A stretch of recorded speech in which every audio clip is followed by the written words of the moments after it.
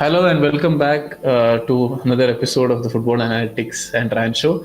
And as you all been waiting for the part two of the Buy and Rant series, and today will be much more longer and heated discussions regarding what is happening in Bayern. And we can add a lot of recent topics, especially the game against Celtic and probably the season-defining match for Harry Kane and Bayern coming up in like 2 days, in like Saturday at the time of recording. Yeah. So where did we left off? There was a lot of stuff. I was talking in the last period. Like I just wanted to keep going a lot, but then we need content for more episodes as well. So yeah. No, so we were talking about how people are not playing for the badge, and then I cut you off saying, Yeah. okay, that's our next topic. So let's not mingle off topics. Okay.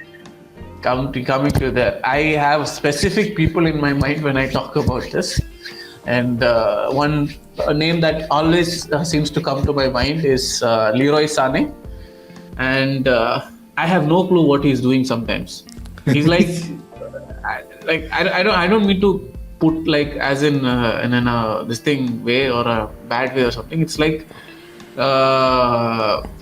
when you study mental health, there is something called bipolar disorder. Okay. I'm not telling this similar to that. I'm just giving a reference. So in that case, okay, there are phases in which that person's like throughout a year or supposedly throughout a period of time, you will have like very hyper manic phases. Okay, and the rest of the time he'll be extremely depressed. So there's no in between most of the time. There'll be two extremes of most of the time. So that's what I think of Sane. Sometimes you feel like, oh, he's the next Robin, and then he's like a mid-average player sometimes. And most of the time, whenever his contract is under threat, or whenever he feels Bayern are like the rumors of him being sold is coming, he suddenly pops up. And whenever like it's almost secured, he becomes shit again. Sometimes in the box, like I don't know, like what is the need of taking so many touches inside the box? Like I know, like he has very good pace. Okay, his first touch is very good, but I mean, when he came, let's say, okay, that time, okay, he's just a young player. He'll improve his finishing slowly, but where is it? Whenever it comes. For PL fans, I have a parallel to draw. It is your very own Marcus Rashford. Peaks when the contract talks are coming around, plays insanely when the new contract is about to expire and new contract talks come up, and as soon as he gets paid, then there's the drop off. It's like I don't know, like just for the money. I mean, I'm not even talking. There's so many other players that have been like. I mean, if you look at Davies also, like last year was the whole time when he was like, okay, he might leave soon. He might sell him this year, and he was bad last year. I'm not saying he was good. He was like bad. Okay, like probably the best highlight was that goal he scored against Real, and I was surprised. I'm like, I didn't expect this guy to score that goal. Okay, he was a shadow of what he was the previous 2 years last year, and I thought, okay, maybe it's time to move on, or maybe he's like something is wrong inside. And now he's playing better because now he got an extension. He's staying till 2030. Okay, leave it again. I'm not saying as bad as Sane, but yeah, I mean, obviously Davis was an integral part of. At least he's proved it here at least once, even though he was a young player. But the problem now is. What will happen when, let's say, players like Muller or Neuer leave? Like they are the only senior players, like only players in the team that have won multiple Champions Leagues, and who have seen all the highs and lows. Okay, they have seen all different kinds of this thing. What happens like when these people go? Where will the mentality go? I mean, obviously there are that 1920 batch who are still there, but most of them are like they're like lost. Like sometimes they come up, like whenever there's money on the line, they'll come up. Otherwise, they're not. I don't know. Like I have no clue where this is going now. And no, Muller is definitely retiring this year. According to sources, he's going to take up something like a youth coach role as of now, trying to like develop his football. Like he told like he's definitely not leaving football as wholly. He'll definitely retire, but he's not leaving football as a whole. Hopefully he can come back. Okay, future maybe become a good coach. We never know. I'm not like putting a tag on him right now, because most of the time it ends up bad. So yeah, but Neuer apparently is staying one more year, even though I feel like he should like slowly move out. But then I guess he wants to retire at Bayern, maybe, hopefully. Or because I don't think Schalke will take him back, because I don't know, the people were very pissed when he went for Bayern a long time back. Maybe they would after so many years, but I don't think if he'll go if Schalke are in the second tier. So Exactly, that was my next question. Even if he wants to go back, why would he go down to the second division? So yeah, that is also there. So I don't think keepers will also go to MLS as such. Mostly keepers retire. I mean, like you have the rare exceptions like Hugo Lloris going to LAFC and all. Like that's very rare. yeah, but if they want a payday, they can just go to Saudi. So there. Fair enough. But then those people want forwards mostly, you know. I mean, Sure, but that depends upon the glam and the eyeballs they attract. Manuel Neuer moving might attract a lot of eyeballs, but that's going away from the topic. Could be. Yeah. So this is like what I have to say. Like from I want to ask you from an outsider perspective. Like you have seen probably a few games, or you have seen this around the this new like the return of the FC Hollywood Tag. terminology coming back. Yes. Again, like this is just all background drama. I have not seen this much drama since I started following man. I've not seen I've heard about stories like in the 80s and 90s what all bullshit happened behind. I've not seen this much drama.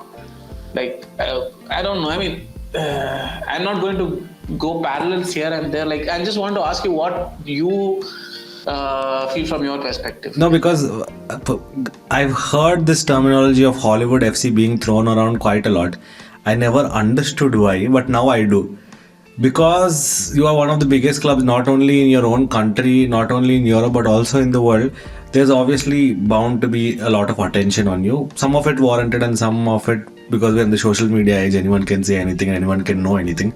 So there are a lot of people looking to see what you are going to do, what your next steps will be, because how should I say this? After, I don't know, the last Champions League win, I think the next one was in 2020. That was quite a long gap. When did they win it the last? 13. 12 or 13. So I don't remember exactly. Yeah, so 13. So it took them some time. So after 13, it took them a couple of years, but then they realized, okay, we are falling, and then the rebuild began, but the rebuild was slow. So after 2020, people did not expect them to come back and dominate, of course, because it's very difficult to repeatedly win the Champions League again and again and again. So we knew there would be a drop off, but we did not. Real and all. What are you going to say? What are you going to call them? Unless Real Madrid. See that, let's not open that can of worms. As much as I respect the legacy that Real and all have built, there are so many contentious things that happened during their game. Definitely. I am not even going to start off on that. So so coming back to Bayern, the thing was everyone knew that this is not going to be again one of their peak kind of a season. So there would be definitely a drop off.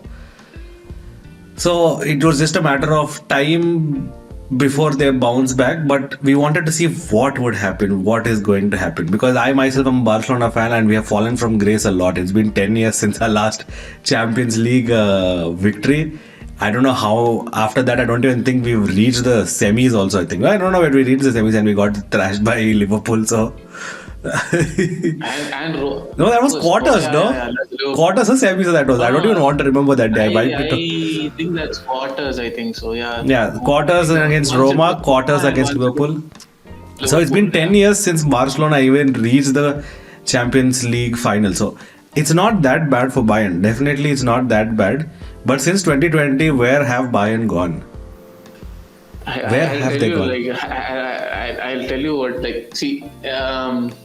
When we won 2013, there was such an established team there, because not only because of that, because majority of those players were part of the German national team that won the World Cup the next year. Okay, and there was Pep Guardiola coming. Yeah. Okay, everything was set for a super team forming there. The next dynasty was forming. That was the level of players. Most of the players were either going into a prime okay, in the prime of their years, or some of them are going to their prime. There were a lot of good youngsters coming in, like the scouting, everything was fine. But then what happened? I mean, we kept getting stumbled at like the semi-final stage, always against Spanish opponents. Even though Pep Guardiola knows how Spanish teams play, I was like genuinely surprised. Okay, but then at least at that point, I mean, I still am disappointed at that time because I was expecting to win at least another UCL with that level of coaching and that level of players. And it proves like every time semi-final, somehow we miss out. Let's say probably the 2014 was like we deserved to lose there. Probably Real just outplayed us completely. Maybe like, okay, 15, okay, we could have put a better performance in like 15, 16, 17 and all comparatively. But it didn't happen, and they understood like getting superstars. That was the best option. Like having superstars, and even though they played together, or even though they played together, doesn't necessarily mean success if the chemistry is not working out. So what I feel like is that they should have understood when they won the UCL like this thing in 2019-20. Even that time also they had a squad for a future.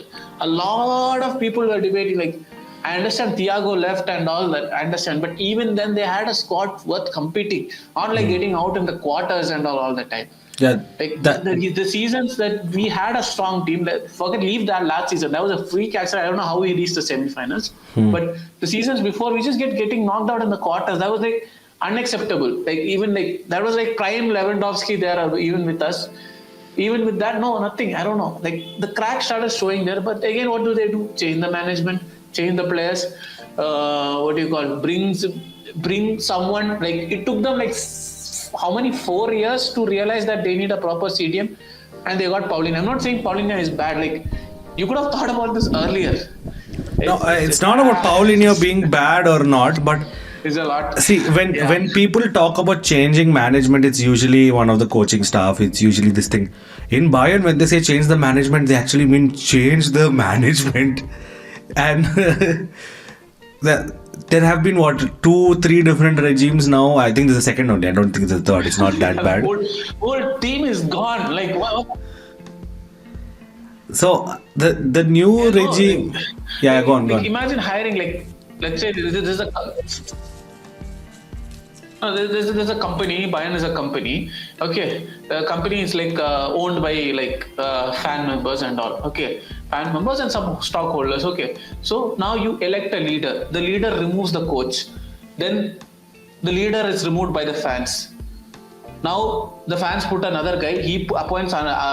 He has another coach like who came in between. Let's say that was Thomas Tuchel. Now that guy is confused. These guys are also confused. They let it run for a while. Doesn't work. Now they bought in an inexperienced manager. Now I don't know what is going to happen. They're going to sack the new sporting director or no. Like it feels like it's like very unpredictable now. So technically, like you asked me from the outside, based on the very points that you are saying, this is on world for this circus. Quite literally, I won't go as far as to call it a clown show, but it's a circus at the very least. So this circus is what everyone around the world is seeing, and they are like, even if you like Bayern Munich or not, even if you support them or not, it is kind of interesting to watch how a big club handles these things, because I think pre-2020 for last 3 years before that or something, they were actually a very, very well-run club. I mean, yes, they had their disappointments with a few managements. It's still like the only positive thing is like at least okay financially like we are doing good. Apparently we just made like we became the second club to cross $1 billion in revenue or something. Yeah, recently. I was like, oh okay, something is working out for us. At least okay financially we are good. So that's a good thing, because usually when managements change so much when the team is relatively underperforming. See, because Bayern technically is not underperforming. They are on top in their league, Champions League. They're not really in a bad spot. We'll see that 2 days in 2 days. No, I don't expect anything major to change, but still, so they are relatively underperforming. It's not that Bayern are actually underperforming, it's just that they're relatively underperforming, but still, underperforming is underperforming, however you want to put it. So it's interesting to see how things pan out, because what happens in big clubs is indicative of what will happen in football over the next coming years. And if something, God forbid, something as bad as what happens at Barca happens, there's only going down, and the road uphill is so long and so hard. Especially you take about clubs that are very badly run. I will give you examples. Prime example is Barcelona. Second example is Manchester United. That takeover was so brutal. There was one video which I shared on one of our community pages the other day. They talk about how Manchester United was stolen, and that was a very, how should I say, insightful video. I mean, I've read all of this. I've read books about these stories and stuff like that. But that video put it very well in like 14 minutes about how it was stolen and all that. So every time the see, right now Bayern is not doing badly financially, but if this trend continues, at some point they will have to pay the price, which is not a stage that anyone wants it to go to. But literally, what is happening right now is a literal circus only. There is no other way to put it. You think about it. You, like you said, Paulinho. Where did he come from? He came from Fulham, if I'm not wrong. Fulham only, no? Company came from Burnley and he got them relegated. So I'm not saying these people are bad. Like other people say, if it works out, they'll be like, okay, we saw something that you did not see. And if it doesn't work out, they're like, we took a gamble on someone inexperienced. So either way, the management will not be directly to blame. The problem is when this is followed by another bad thing, another bad thing, another bad thing, at some point it'll just compound and all fall down at once. So it's from a perspective of an outsider, from a person who doesn't support Bayern, this is very interesting to watch because, like I said, anything that happens at big clubs is indicative of what is happening in the world of football. And right now, I don't think many places are well managed. See, right now, Real Madrid is not sucking, but I think based on how the Galacticos thing is going, there is going to be a few things that are going to go badly, and that thing is going to come again, and maybe Florentino Perez might have to leave again. Maybe he'll come back when he is some 95 years old or something to run that club back again. But still, because once Florentino, if you're coming to Real, I'd say like okay, they might be happy they beat City, but I just saw the if you look at the goals that they've scored against City, that was all mistakes. That was like City's backline was more horrible than Real's backline. Ederson turned into prime Robert Sanchez. It has nothing to do with how good they were, or nothing. They were clear faults like that. That showed every time they played Barcelona this year. Like it clearly, evidently it showed. And have they played Atletico yet? I think they have one game. One game, okay. I haven't watched that game, so I don't know. Like when I did watch the two Barca games, and on paper they're a very good team, but everyone knows that. Everyone is expecting Real Madrid to go mad this season. So on paper they are a very good team, but it doesn't translate well on pitch. And of course, if we get into that, maybe one day we'll have one of these Real fans on our distinct panel and we'll have a discussion about it. But from the outset, what I can see is from the outset, what I can see right now is both Vinny and Mbappe can't start. If they do start, the team suffers. Mm-hmm. If Vinny plays, it's very good. If Mbappe plays, it's very good. But if both of them play, it's well. But that's into the Real Madrid side of things. I have interesting points for that. But let's stick to Bayern. So the thing about what Real Madrid was, irrespective of what happened, the result is a result. Irrespective of how they won the game, they did win the game, which is what I would say is more important in the grand scheme of things. But then again, Bayern also is winning. The problem is when they lose. When they lose to Feyenoord, when they lose to, I don't know, at least they're not lost to Gladbach this. I am sorry, Jittu. I'm sorry that I had to bring it back. Feyenoord was so that was the worst thing. Like I accept, because Aston Villa, I will accept. Aston Villa is a good team. They are in form. And they're in form in the PL. Okay, that is acceptable. That's a top 5 league. What is Feyenoord? It's like we cannot win a game outside our own this thing. We cannot win an away game. It's literally like that. There's all the games we lost. Go on. Yeah. No, you go on. I'll add to this later on. all the games we lost are away games, and even the last game against Slovan Bratislava. Okay, I don't know where that team is. So I think is it Czech or something? Okay, I'm not sure. Yeah, it sounds Czech. So that yeah. So that team, like that also was, I think, away match or home match. I'm not sure. But even that game also we struggled. Okay, there was a shit. There was like a horrible defensive mistake in which, like, I think one of their players were trying to pull it towards wide and trying to deliver a cross, and then he noticed like our center is like open. I'm like, okay, I'll just run in. He just ran in and scored. Like what sort of Champions League level team is that? Okay, you come to your point. So especially when we're talking about Feyenoord, Feyenoord was the team where Liverpool's current manager Arne Slot was last season, if I'm not mistaken. I think I'm right. So yeah. Oh damn. Yeah, so Arne Slot left that team and came here, and Liverpool is doing really well, but that's also because Klopp set them up for success, and also that Slot is a really good man manager and a very good manager, clearly. But if you take that into perspective, there are teams like Sporting, but then Sporting, Ruben Amorim leaving and going to United is like, I'm giving you big examples because it's easy for people to relate and follow. I can go into obscure references, but these are easy references for you to understand. Ruben Amorim left and then Sporting immediately started tanking. But again, you can argue that Amorim left mid-season and that's not the same case with Feyenoord or whatever. But still, Feyenoord did lose the manager that got them to their, I don't know, most explosive recent form, at least in recent memory, because Feyenoord have always been second best, third best and stuff like that. And Slot dragged them up all the way there. And after Slot left, people expected a fall-off would be there, which, I mean, of course, there is a drop in quality, there is a change in the way they're playing, but they're not absolutely sucking. Yeah. So if you are playing against a team which is technically adapting to new styles or whatever, I mean, yes, the Feyenoord does play a lot like how Slot set them up to play, but of course, each manager brings their own this thing. But the way a team as big as Bayern was opened up was really surprising. I think we talked about this in the last this thing also, how some of the goals were. We did talk. Who? Yeah. We did talk about it. I don't understand what was. I don't understand what was going on because someone put a ball into the D box. Okay, you are at the far post. The ball came.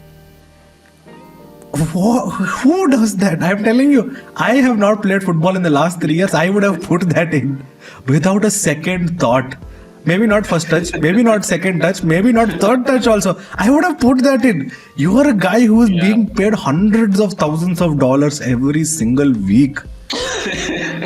And I think that brings us back round about that this thing. 30 shots, not a single goal. What sort of ridiculous shit is that? No, 30 shots, not a single goal. No, that brings us back to the whole this thing. I know we have gone on a very random ass tangent of this. But this brings us back to the grand topic that we were saying, that people don't play for the team.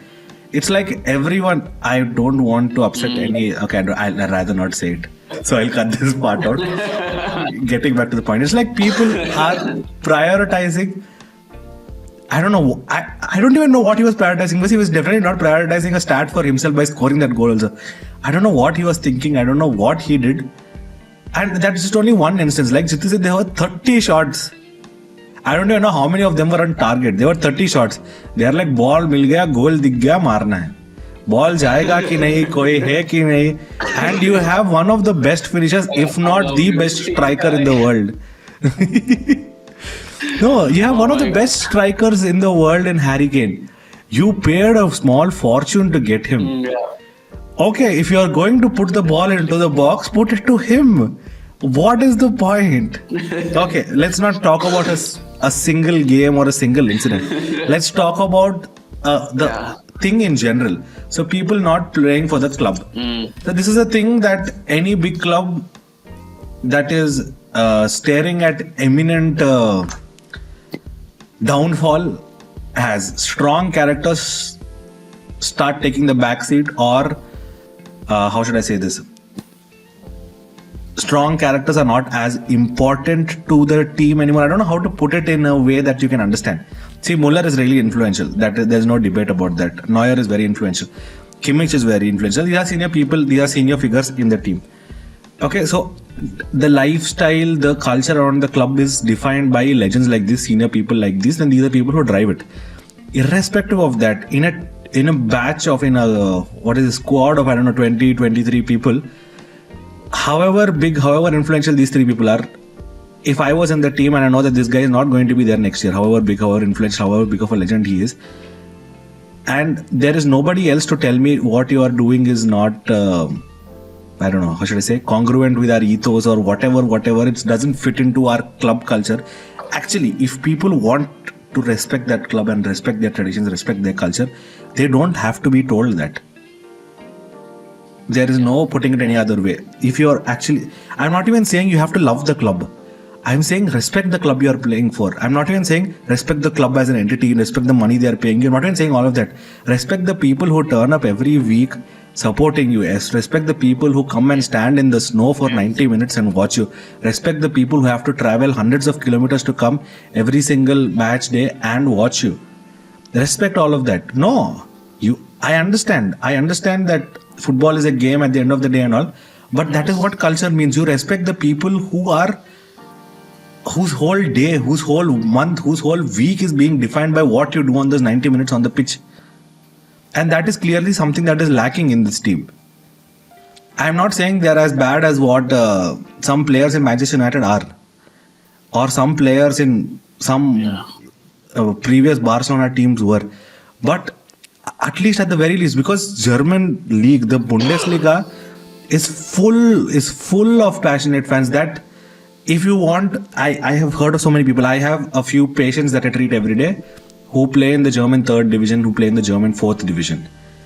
These people tell me, if you want to experience football, it's not England, it's not Spain, because I have patients from Spain also.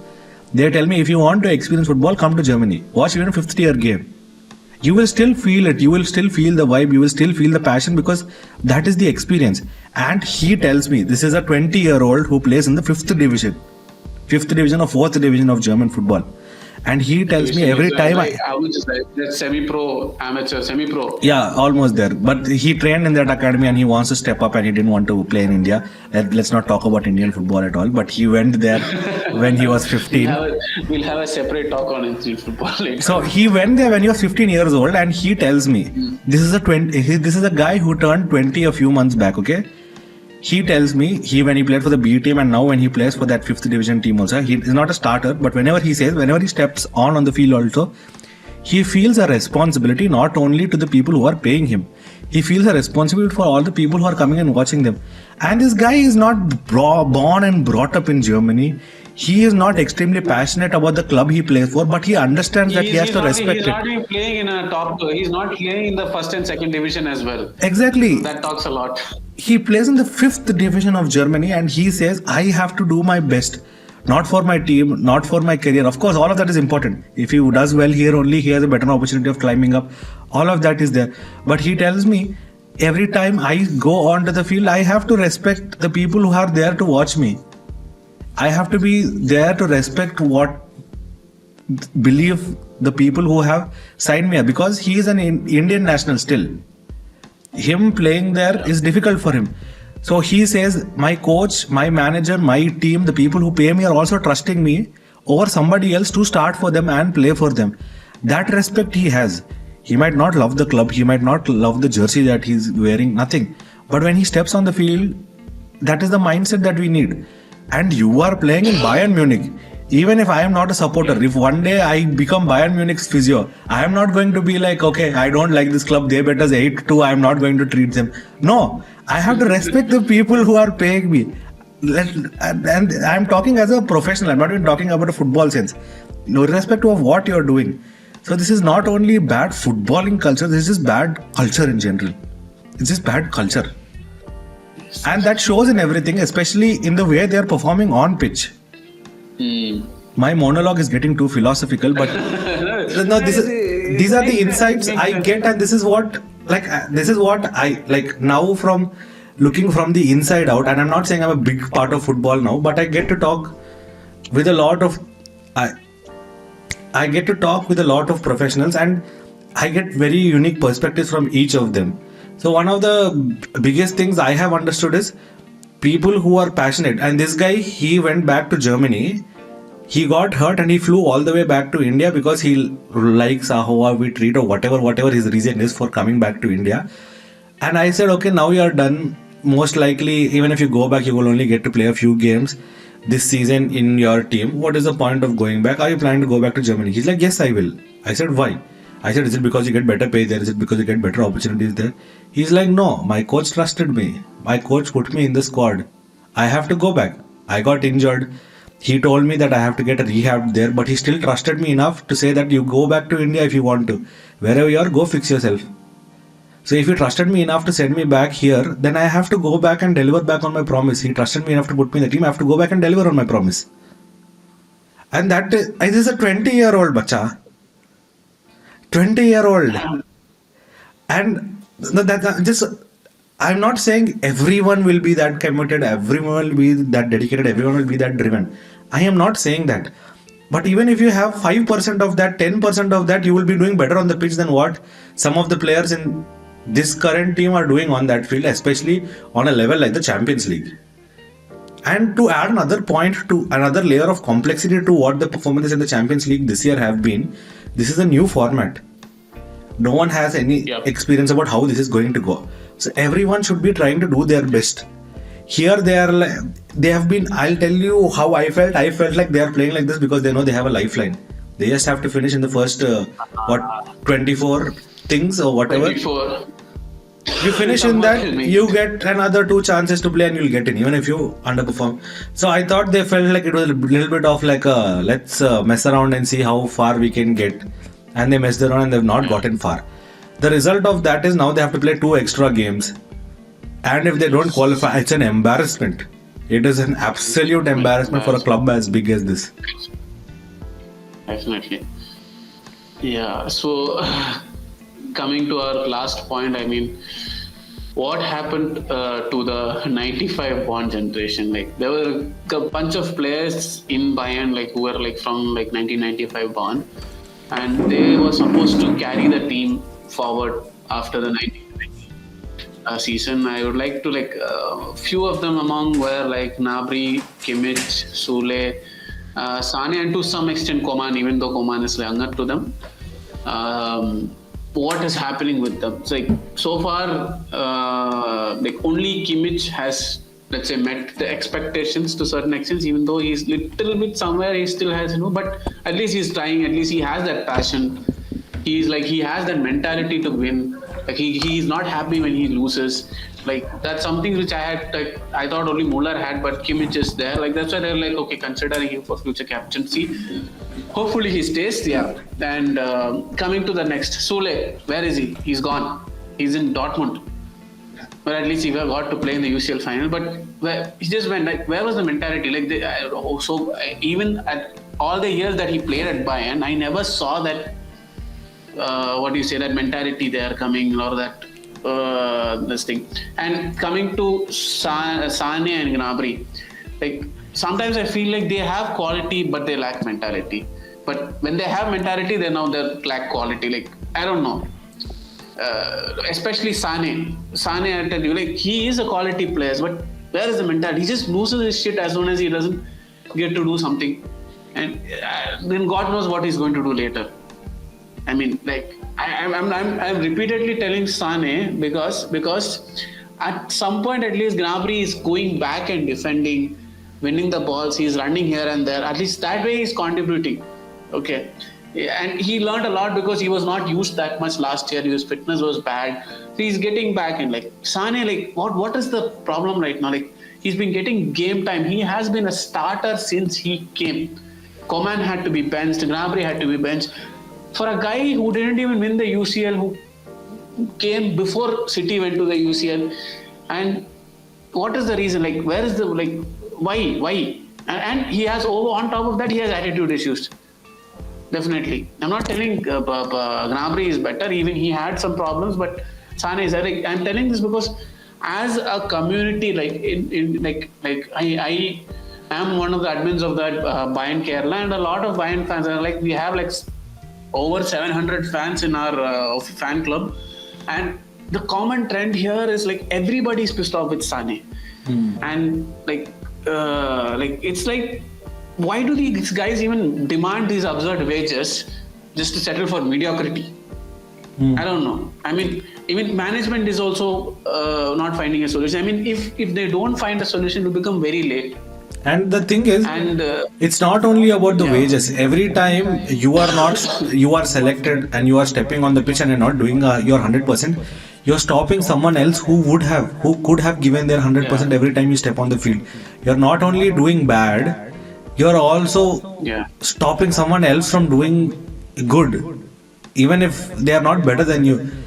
And there's something that we all have to acknowledge.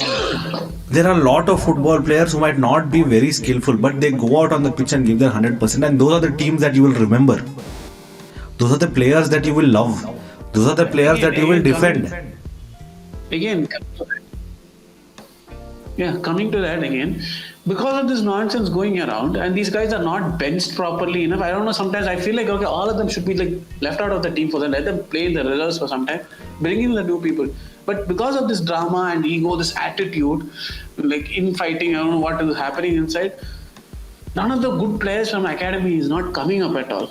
Like, we had so many talented players. Like one of my friends in Bayern Kerala, he was talking like so many academy players. We were expecting them to come up and they don't come. Even the guys who are still there, young guys, they don't get that much opportunity. And it's not because these guys are playing well as such. It's just because they're senior. And like putting them on will just upset the dressing room. That's all. But management has to decide to what extent they have to tolerate this thing. But then again, you have to think about that the manager is new, management is new. No one will take the big steps. No one will take the bold steps.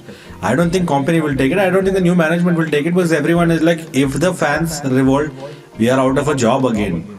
No, like I am telling. Yeah. No, I am telling this because all these players, like especially Sane and Gnabry, are nowhere to be seen in the German national team. They are benched. And you've seen what happened to the German national team. Like, I would say they were arguably one of the best teams in the Euros last year. And their recent form, they've been climbing up slowly, steadily up the rank, and they don't look like anything like a bad team at all. Except maybe the striker position. Everywhere else, they are much better than what they were in the 2022 World Cup. Or even like after 2018. Yeah.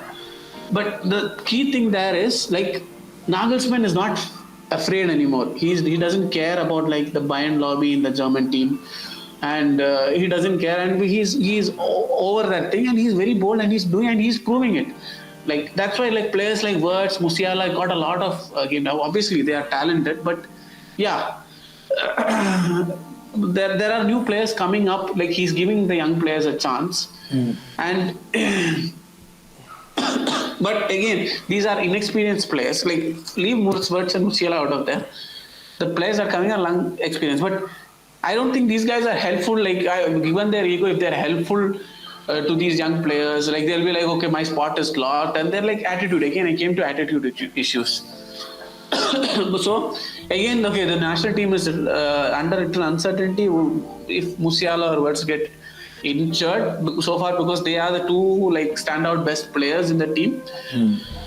But then I feel like, okay, even like because these guys were benched, the team started having more chemistry. That's what I feel, and a lot of other people also feel. And they should try doing like this. Like, they should not give any special treatment. Like, there's no need for any special treatment anymore. Like, if you're not performing like day in and out, I understand if you're a legendary player and you had a small patch, but no, I wouldn't consider them as like the greatest players Bayern has ever played.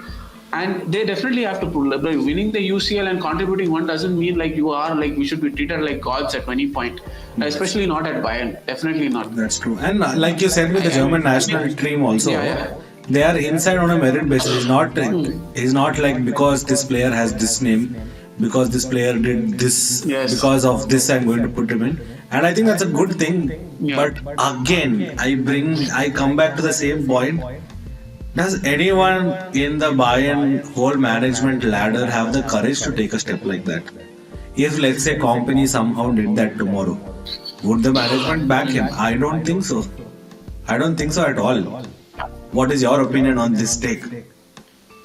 I mean, there are two ways to think about this. One, he is a Belgian, he's not a German manager. That will make him a little hesitant.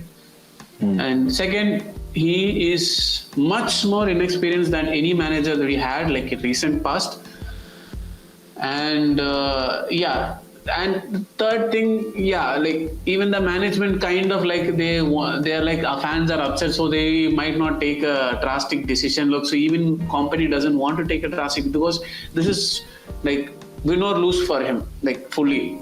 Like if he cracks this, he can, like, his career is set forward. But if he messes up here, I don't think he'll ever get a big club call after this. No, but then there's the other side. There is this other side of the argument that I would want to present. Company, no matter what he does, the second there's a better manager available on the market and who's willing to join this Bayern team, he's getting the sack, irrespective of what he does and achieves. I mean, well, that's what history has proven at Bayern. I mean, no, even if you don't take the history of Bayern into context here, you tell me if tomorrow. I don't know, give me a big manager's name. If tomorrow, let's say, Hansi Flick itself is free again and he's willing to come back to Bayern, will they pass upon that opportunity? Let's say Luis Enrique, somehow the management likes him and he's available to come there. Will the management not hire him? No, that's what there are like two brilliant examples for that thing. Two brilliant examples, okay, and both of them like one kind of okay and one like didn't work out. 2013, Jupp Heynckes, okay, like he built a dynasty there. He built a team that made into 3 UCL finals in 4 years. Okay, that's a good manager there. And he promised the year we lost to Chelsea, him along with the players promised that they're going to win it, and they won it. And what happens to him? What do they do to him? They send him off. They nicely sideline him. And like they're saying, okay, it was mutual agreement. They nicely pushed him out because why? Pep was free, and it was now or never. They could sign him or they lose him. True. And like why? Like at least like Bayern are known for this thing again. History repeats again after Flick won the UCL. Next year they gave him just one season. Why? Because Nagelsmann is the next up-and-coming big coach. If you don't sign him now, then he might go to Liverpool or he might go to any other big team. Possibility. Like, okay, leave the guy who just won you like 6 trophies in 1 year, like the previous year, but just because he had like one bad season. Like not even a bad season, I would say. Like nothing compared to what we had like in the last few years. And then say, I'm not saying Nagelsmann is bad, but why? Like, where is this thing? Like, these were some of the people who are absolutely passionate about that team. And they were like so close to the players, extremely good at man management. They do the same mistake. Why do the same mistake again when you realize that even once it didn't work out, and this time it backfired even worse? That's why our history is known for such bullshit. So, again, company, irrespective of what happens, is most likely going to get sacked. And I don't think that there is 2 ways about it. So my argument here would be, company knows that there is no job security in this job that he is in right now. Why not take the gamble and do what we are suggesting? And I'm pretty sure thoughts like this would have crossed his mind.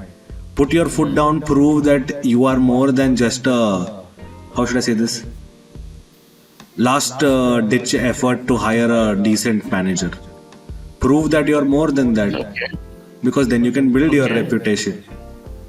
Because then people will remember him as the guy who benched Leroy Sané, the guy who benched, I don't know, whoever else, the guy who benched, I don't know, the greats, people who have UCLs, who have won the sextuple and all. If they're not performing and he's benching them.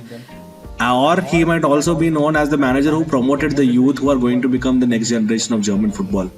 The next greats who are going to stay in Bayern, like maybe Müller. That's a possibility. He has the chance to define his own legacy, and I think right now what he is doing is just playing along. He's just like, okay, he's like standing in 2 boats right now. I don't know where. Eventually he's going to crash somewhere. And exactly. And I feel like he's tiptoeing because, I don't know, maybe he doesn't have enough respect in the dressing room. And I understand respect is earned, especially in places like the dressing room, your respect is earned. But then, irrespective of whether you respect him or not, at the end of the day, he is your boss. If he decides that he's not going to play you, he's not going to play you. And I think that that courage should come to say that, okay, you are not performing, sit. And then the playing for that badge thing becomes a two-layered thing. Not only are the players not doing justice, but I feel like maybe the manager can do better. I'm not saying better on the pitch, I'm not saying better tactically also. I'm just saying better in promoting that culture that runs throughout the club, which is right now lacking. And it has to start somewhere. It has to start somewhere. And someone has to start it. The management is not going to do it, your board of directors is not going to do it. And you are a manager who has no job security. I'm telling you, even if this season, by some wild stroke of luck, Bayern win the UCL also. Next year, then there's a manager, then there's a better manager. He will get the sack. I don't care if he wins the UCL and the Bundesliga and whatever else. He will get the sack next year, and that is a fact. Next year, I'm not even talking about next year. I'm not even talking about next year. I'm talking about even now. We are in Feb. Even in Feb, if there's a better manager available, they will sack him at the first drop of a pin. So why not establish a legacy for yourself? Not only I'm not talking only about in relation to the club. I'm talking about your reputation as a manager. But that's just a wild thought. I don't think anything like that is possible in this day. I'm just saying, people have done it before and people have become cult legends. When Alex Ferguson came in, he was not this all-conquering manager who was one of the greatest not one of the greatest English manager of all time. He was not that. He was a relative nobody who took this team, he dragged this team up to echelons of greatness. I mean, to defend that a little bit, I mean, he's kind of better than what Company was. I mean, he did manage to win that Cup Winners' Cup, beating Real Madrid with Aberdeen. So, kind of okay. I mean, yeah, what's still your point? Like, he was not okay. They wouldn't have expected him to be that successful. So either way, I'm just saying, we are talking about people playing for the badge, and that's a culture that you have to develop. And it's clearly not in the players, but someone has to put it. If you are not taking the bait, someone has to shove it. And if nobody is willing to do it, no one is willing to do the dirty job, this club is going to fall down. And that leads me to my next point, that this club already is going down the Barcelona way of not respecting its legends enough. And yes, of course, mistakes happen. And maybe booting Oliver Kahn was not that bad. Maybe, I don't know. It's all, we might look back at this in a few years and talk about it. But I'm just saying, why not get a person who's extremely passionate about your club to come back, and even if you're going to have a bad season or a couple of bad seasons even, as long as you get that desire to play, as long as you get that desire to give you 100% on the pitch, as long as you go outside and respect the fans who are paying you and who pay your salaries, I think that's a win. And by God's immense grace, you guys are not Chelsea. If you're not going to get results, it's not that the world is going to collapse on you. Of course, little financial losses. Of course, a little brand will take a hit. And of course, I'm not saying that a big club has the liberty to take risks like this. But if the club culture is not getting better, that's your foundation. If there's rot in the foundation, no matter how much of this inflated ego you have, how much of this brand you build, you are going to fall. And when that fall happens, it's going to be bad. And maybe Dortmund will have to loan you money next time. And let's not hope something like that. I'm talking in extreme superlatives. So don't take anything I say personally or don't get angry at me. I'm just giving you examples of what we need in general. Okay. Did I make any valid points? Yeah, I think you did make a lot of valid points. I mean, the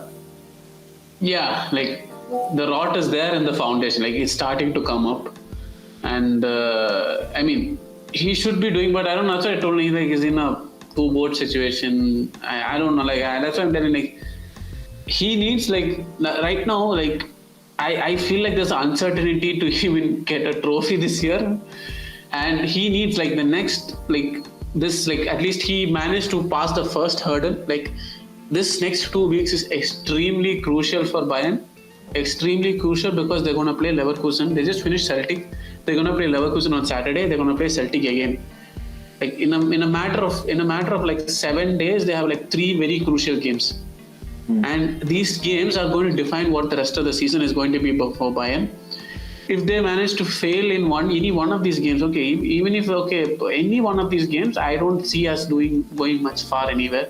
I like this lead in the league can collapse like any moment with just a small bad run of form, because Leverkusen has still somehow managed to scraping returns, and despite not having the same quality as last year with some problems there, but they're still showing better mentality in runners and better teamwork than, and they just need a little push, and they can get that by beating us also. So that's why this coming 2 games is very crucial, very, very crucial, and it is going to decide what we are going to do.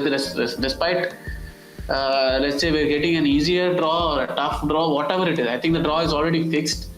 So we know exactly what we are going to face, but let's see, don't get an ideal one in that. Like there are 2 possibilities. Let's see if we don't get the ideal one also. Irrespective of that, we are going to collapse completely. That's all. So we'll have to wait and see. And like this is at the time of recording. Let's see, probably by that, maybe when hopefully we can put on the episode before the Leverkusen game. And if not, it's still then good insight from our part. Yeah.